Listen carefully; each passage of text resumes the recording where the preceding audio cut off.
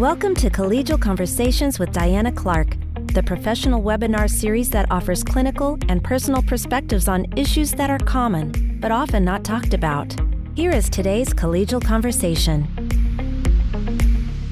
Thank you for joining Collegial Conversations with Diana Clark. Today, joining Diana is Sonia Satra. Sonia is a mindset and fitness thought leader who specializes in personal transformation by integrating the mind, body, and emotion to create lasting change. The former star of Guiding Light and One Life to Live is now the founder and CEO of the award-winning wellness company, Moticise, which she has shared around the globe, helping people reach their own personal greatness. Sonia is also a certified life coach, an NLP practitioner, a holistic health coach, and a certified fitness instructor. Diana and Sonia, I will hand the conversation over to you. Thank you, Alex. Sonia, you also wrote a book, if I'm not mistaken. Is that correct? I did, and it just came out. So tell us the name of it. Yeah, tell us the name of it. Yeah, it's called What If It Were Easy? Using Movement and Mindset to Create Success in Life, Love, and Business. Wonderful. Thank you, Sonia, for joining me today. I'm really excited to hear about your work and about what moved you in your journey from soap opera star to practitioner of wellness for individuals. So tell me, how did you get here? So I think mindset, well, I don't think, I know mindset became a really huge part of my life when I was acting. Because when I first got to LA, I had a big dream and there I was going to be on TV and all these great things. And then I realized, wow, you get rejected a lot in this business. Everything from, anything about the way you look, you're not tall enough, you're not short enough, you're not funny enough, you're not good enough, you're not anything enough. I probably heard it all. And so I realized pretty early on that the people who sustained, the people who made it really had a powerful mindset. They were somehow able to overcome all of that negativity and to keep going and to persevere. And so I started, studying mindset almost as much as I studied acting. And it paid off because soon enough, I landed the role of Lucy Cooper Spalding on Guiding Light. Lucy. Yes. Yes. And then I actually used it again. And I would say that was probably the biggest part and the biggest aha for me, because after I left, I had the choice to stay, but I thought, if there's ever a chance I was going to play a different role. As much as I loved Lucy, I was single, I didn't own property, I didn't have any kids, I could go, I could do what I wanted. That was my moment.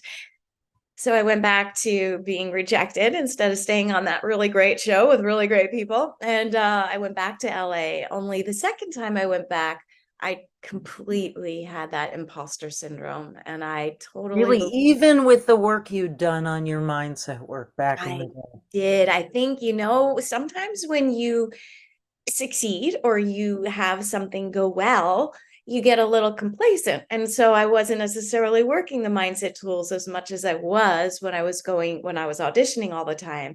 Now I was on TV all the time, and then suddenly I wasn't, and I was going back to being quote unquote nobody anymore, right? And so I suddenly thought, oh my gosh, what did I do? I'm never going to work again. Like, this is it, and everybody's going to realize I didn't really know what I was doing. That was just a fluke, right? Classic imposter syndrome. But I really embodied that very heavily, and I really, really didn't believe I was ever going to work again. And guess what? A year and a half in, I did not work a single day. And so I was turtle sitting for some extra cash just to buy groceries that week. Turtle sitting, right? That's glamorous Hollywood. Turtles. I have never heard of turtle sitting, so that's. Had to feed them their caterpillars and do it. Wow. But it was that moment. They had this beautiful house, and I was overlooking the ocean, and I suddenly had this aha I was like, wow, I use the same mindset tools to create success as I was now using to create failure. Like in the beginning, I visualized being on TV. I thought, there I am. And now I was visualizing being broke. And I was asking powerful questions before, like, what can I do? Who can I reach out to? Now I was asking questions like, why won't anyone hire me? And, and my self-talk or affirmations, there was, I can do it. Somebody's got to make it. Why not me? Where here, I was suddenly like, I'm never going to work again. And so I did take action in both situations, probably more when I was more positive, but it definitely was my results were definitely a reflection of the mindset I had. And so in that moment, I was like, wow, I have to change this. And I have done it. So it was the first time I used movement and mindset, never dreaming I would ever put it to work. But I started to run in this Santa Monica Canyon. I'd run up the hill and I would visualize my success and I would ask these questions and I would do affirmations. And I even up on the top of the hill, it was, I realized there was a bit of a valley or canyon.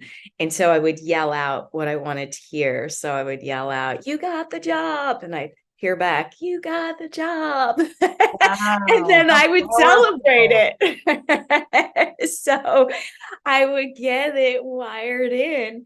And 3 weeks later, I booked a national commercial. Mind you, I hadn't worked for a year and a half. Now, all of a sudden, I booked a national commercial, and 3 months later, running down that pathway, doing this work, I got a phone call. And can I tell you, the first words were, you got the job. Wow. I was like, oh my God, I've heard this somewhere, like in an echo. And I booked the role of psycho nurse Barbara on One Life to Live. That's nice and Lucy. Yes. So I really, really got in such a big and profound way the power of mindset. And this was the foreshadowing, I think, of the work that I do now of how movement can really elevate that and take it to a whole new level. So it was the running. It wasn't just the expectation. It wasn't just the mind. It was something about coordinating the body effort with it, moving forward, do you think? I do. I really do believe it. Well, and when I started, we kind of know that, yes, in fact, that is, because when we study the brain on after exercise or during exercise, we know besides the endorphins and the good feeling, the dopamine, the serotonin, all of those good feeling hormones are secreted. We also know, right, there's BDNF that gets secreted in our brain. They call it miracle grow for the brain. And so we are producing more brain cells. It's actually an optimal time to create new neural synapses. And it makes you more creative, more focused, more productive, better decision maker. And it even taps the motivation center of your brain. So it actually helps significantly with your mood and reducing any kind of anxiety. So much is happening when you move that I think elevated all of the mindset tools. Plus, if you're going to get a little more woo, energetically, I was putting out a very different energetic, sort of feeling and system. And I think that resonates. So when you work with people, let's imagine you have somebody who isn't capable of running or isn't interested in running. What other kinds of movement generate this kind of healthy response? So I always say, whatever you like, do it. But I do a lot of walking with people. So I'll do walking sessions. So you actually walk with people. You take Yes. your practice live. I'll take it live. And if we can't do it live, I'll take them on headphones. So I will guide them because I have a 7-step process that I will guide them through around a specific goal. And then, we'll take little tangents and go deeper on the different levels. But that's a big portion of this Moticise mindset reset process that I created. And so walking, if people like aerobics, I do something that I kind of feel is very NLP, neuro linguistic programming, because worked very hard to try to match the movements with the mindset. So it gets anchored into your body in a different way. But not everybody loves aerobics. But if you do, people really love that because they'll remember, like, we might do bicep curls, and what are you pulling in? Or we'll do lunges. So take a step, into the unknown, or we'll jump into. So you're tying the emotional motivation into the actual actions. Exactly. And so that actually I find also, and we'll do some of that even in a very low modified version when we're walking too, even just simple things like, heart openers, sort of just opening your heart to possibility. So that's a movement, an exercise that stretches a little bit of your physical capacity as well as your mental and emotional. I notice posture is a huge indicator for people of how they're doing. If they're like this, they're protecting their heart. And I can see the way this kind of programming, how uncomfortable is it to actually open that up when you're feeling vulnerable? Yeah. Absolutely. 100%. It's, it's a tiny, subtle physical move, but it's profound in terms of what it actually feels like. And so even just sometimes it's just like, all right, well, we're just going to move, let's just see what does it feel like, right? Well, how do you feel that in your body? What do you notice that's different? And so you can kind of gradually take those steps to, all right, well, what's possible from that place? So it's also a great perspective. It helps open perspectives. That's great. So is there any question I didn't ask you on our short coffee break today? Gosh, no, I mean, if anybody wants to give it a try, it's to check out. Well, they should check out the book, first of all. Check out the book, What If It Were Easy? And that really What is if it were easy, right? That was, and I don't know how much time I have on my coffee, but that actually did come from a situation with my husband. I'll give the short version. He was in entertainment. He had just been surprisingly let go. We had just had a baby. We'd gone out to California expecting to re-sign a contract, and he actually got fired instead. So he came out like panicked and what am I going to do? Everything's impossible. This business is impossible.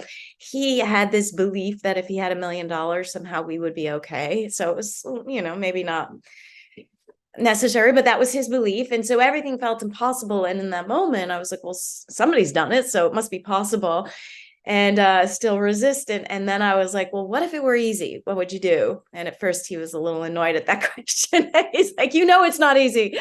But then I asked it again, if it were easy. And he's like, I don't know, if it were easy, I would start my own company.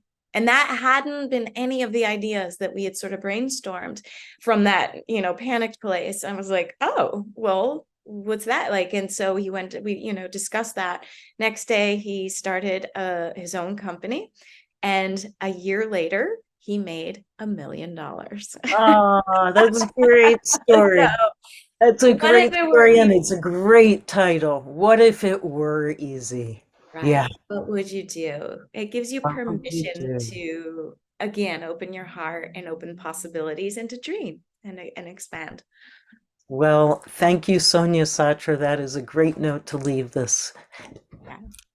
Thank you. It's been such a pleasure. And I love the music and the dancing because that is movement and mindset in a most beautiful way. Perfect. Thank you. Thank you. Thank you for joining this webinar. Tune in to more webinars and sign up for our newsletter at o'connorpg.com.